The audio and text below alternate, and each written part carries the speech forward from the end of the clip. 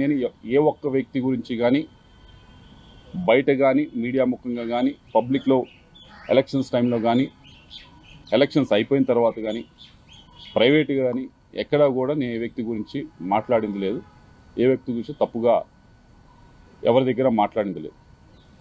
కానీ ఈరోజు ఎవరైతే మీరు వెనకమాల నుంచి మాట్లాడిస్తూ ఉన్నారో, ఎవరైతే మీకు ఈ టాపిక్ డైవర్షను క్యారెక్టర్ అసాసినేషన్కి ట్రై చేస్తూ ఉన్నారో, నేను వారికి చెప్తా ఉన్నా, ఇప్పటిదాకా నేను రిస్ట్రైన్గానే ఉన్నాను, నేను ఎక్కడ మాట్లాడను. కానీ ఈ రోజు నుంచి నాకు కూడా ప్లాట్ఫామ్స్ ఉంటాయి, నేను మాట్లాడే అవకాశం వస్తుంది, నాకు చాలా అవెన్యూస్ ఉంటాయి. వచ్చిన అవకాశంలో వచ్చిన ప్రతి ప్లాట్ఫామ్ మీద వచ్చిన ప్రతి అవెన్యూలో కూడా నేను మిగతా వాళ్ళలాగా ఏదో బూతులు తిట్టే కార్యక్రమం నా వల్ల కాదు, నాకు చేత కాదు. లేకపోతే మిగతా వాళ్ళలాగా ఈవిడ చెప్పినట్లు నిన్న అబద్ధాలు చెప్పడం అనేది నాకు చేత కాదు. నేను నిజమే చెప్తాను, ఏదైతే ఉందో ఆ ఫ్యాక్ట్స్ మొత్తం మేము బయటికి చెప్తాను. ఈ విషయమే కాదు, చాలా విషయాల గురించి మాట్లాడతాను, పేరులతో సహా తీసుకొని మాట్లాడతాను. ఇది ఎంత దూరం వెళ్తుందో చూసుకున్నాం. మీ అందరికీ చెప్పేది ఒకటే, మీ వెనకమాల ఎవరైతే ఉండి మాట్లాడుతున్నారో వాళ్ళు చెప్పేది ఒకటే, మీరే మొదలుపెట్టారు, ఇప్పుడు దీన్ని మేము ముందు తీసుకెళ్తాం. తప్పకుండా దీనికి తగిన విధంగా సరైన సమయంలో తప్పకుండా వచ్చిన అవకాశాన్ని ప్రతి ఒక్కటి ఉపయోగించుకొని పేరులు తీసుకొని కూడా మాట్లాడతా అని చెప్పి మీ అందరికీ కూడా తెలియజేస్తాం.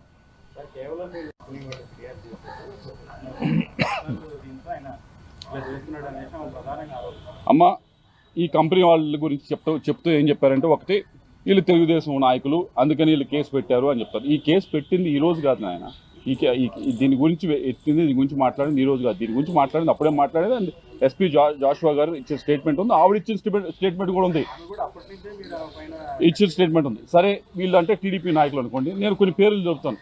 వీళ్ళందరూ వైసీపీ నాయకులే, వీళ్ళందరి దగ్గర డబ్బులు తీసుకున్నారు. పసుమర్రు రైతులు ఉన్నారు, వారు కూడా ఏదో వచ్చి మాట్లాడతారు, వాళ్ళ దగ్గర డబ్బులు తీసుకుని ఉన్నారు. ఎందుకు డబ్బులు ఇచ్చారు వారు వెనక్కి? రైతుల దగ్గర ఏదైతే ఇళ్ల స్థలాలకి రైతులు ఇచ్చిన ఇళ్ల స్థలాలకి ఇచ్చిన భూమికి ఏదైతే గవర్నమెంట్ వైపు నుంచి డబ్బులు ఇస్తారో దాంట్లో నువ్వు పర్సంటేజ్ తీసుకున్నావా లేదా? నేను గట్టిగా మాట్లాడిన తర్వాత డబ్బులు వెనక్కి ఇచ్చావా లేదా? అది ఎవరు?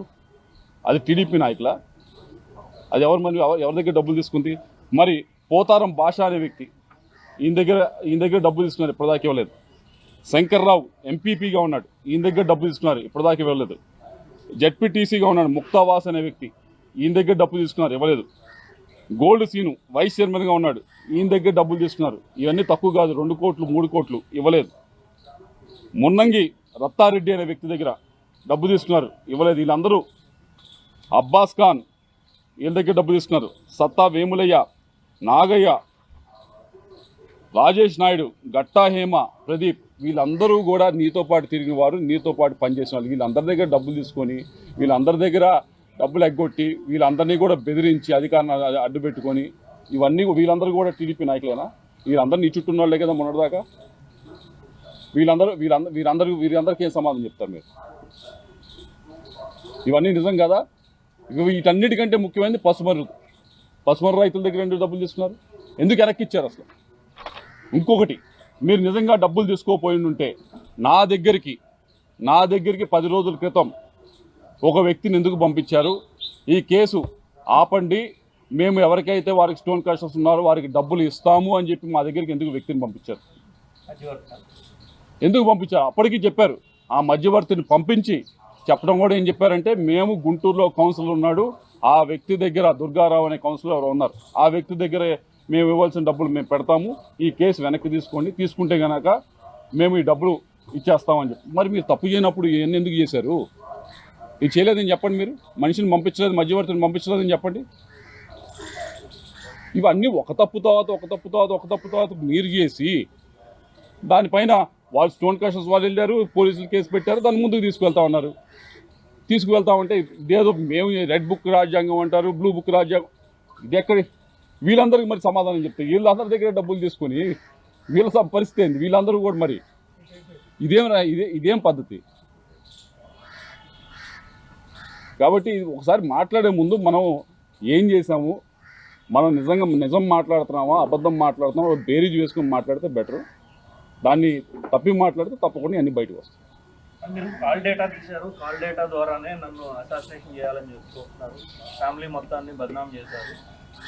నాకంటూ ప్రైవసీ నే- ఉంటుందా అని చెప్పారు. నేను ఇందాక చెప్పాను, మళ్ళీ చెప్తా ఉన్నాను. అయ్యా, మా ఇంట్లో కూడా ఆడవారు ఉన్నారు. మా ఇంట్లో వాళ్ళకి ఒక న్యాయం, ఆవిడకి ఒక న్యాయం అయితే నేను భావించను ఆ వ్యక్తిని కాదు, అటువంటి వ్యక్తిని కాదు. వారికి ఒకటే న్యాయం. అక్కడ ఉన్న ఆవిడ కాల్ డేటాని ఎవరు తీర్చలేరు. నేను చెప్తున్నాను, మా ఇంట్లో వాళ్ళు తీర్చకపోతే ఆవిడని తీస్తాం మనం. ఇది దౌర్భాగ్యమైన ఆరోపణ. ఎందుకంటే దీని గురించి మాట్లాడాల్సిన అవసరం ఇది కేవలం దీని గురించి ఎందుకు మాట్లాడతానంటే, ఒకటి టాపిక్ డివర్షన్, అసలు విషయం నుంచి తప్పించడానికి ఈ టాపిక్ని మార్చి దీని గురించి మాట్లాడటానికి. చిన్న డిఎస్పీనే చెప్పారు, ప్రెజర్ ఎంపీ గారి ప్రెజర్ వల్లే మేము కాల్ డేటా తీయాల్సి వచ్చింది అని చెప్పి మేము ప్రెస్ మీట్లో ప్రధానంగా చెప్పారు. ఇదే చెప్తా ఉన్నా కదా, అసలు విషయం గురించి మాట్లాడకుండా ఇది ఏంటమ్మా వీళ్ళందరికీ ఎందుకు ఈ స్టోన్ క్రషర్స్ వాళ్ళ దగ్గర ఎందుకు డబ్బులు తీసుకున్నావు, వీళ్ళ దగ్గర ఎందుకు డబ్బులు తీసుకున్నావు, ఇప్పుడు ఎందుకు అసలు వెనక్కిస్తా అంటున్నావు అనే దాని గురించి మాట్లాడకుండా ఉండాలి. ఈ టాపిక్ అంతా డైవర్ట్ చేయాలనే ఉద్దేశంతో ఇవన్నీ కూడా పాత టాపిక్స్ ఏదో తీసి వేరే టాపిక్స్ డైవర్షన్ చేసి మాట్లాడటానికి ప్రయత్నిస్తూ ఉన్నారు. ప్రజలకు తెలుసు, వాళ్ళు చూస్తూ ఉన్నారు ఎటువంటి వారు అని చెప్పి, కాబట్టి వాళ్ళని నిర్ణయిస్తారు. కానీ ఒకటైతే చెప్తా ఉన్నా, నన్ను ఇప్పటిదాకా నేను ఎవరి గురించి మాట్లాడలేదు. ఎలక్షన్ సమయంలో కూడా ఎలక్షన్లో